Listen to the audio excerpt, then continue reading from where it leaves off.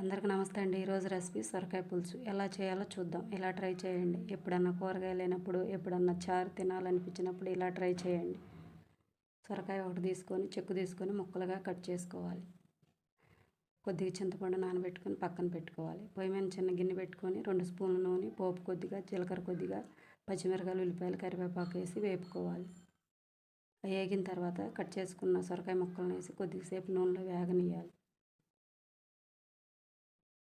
కొద్దిగా వేగిన తర్వాత చిన్న టమాటా ముక్కలుగా కట్ చేసి కొద్దిగా పసుపు, కొద్దిగా ఉప్పు వేసి కొద్దిసేపు ఉడకనివ్వాలి.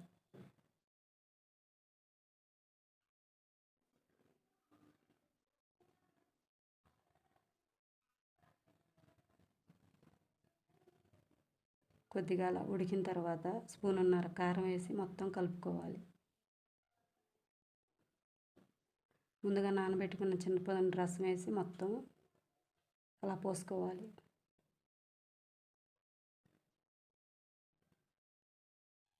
దాంట్లో సరిపడా వాటర్ కూడా యాడ్ చేసి మొత్తం అలా కలుపుకొని మూత పెట్టి కొద్దిసేపు ఉడకనివ్వాలి. మెంతి పొడి కొద్దిగా వేసుకొని ఉడకనివ్వాలి. సొరకాయ పులుసులో మెంతి పొడి చాలా బాగుంటుంది. అలా ఉడికిన తర్వాత కొత్తిమీర కొద్దిగా వేసుకొని కొద్దిసేపు ఉడకనిచ్చి పక్కకు తీసి సర్వ్ చేసుకోవటం. ఇలా ట్రై చేయండి. ఎలా వచ్చిందో నాకు కామెంట్ చేయండి.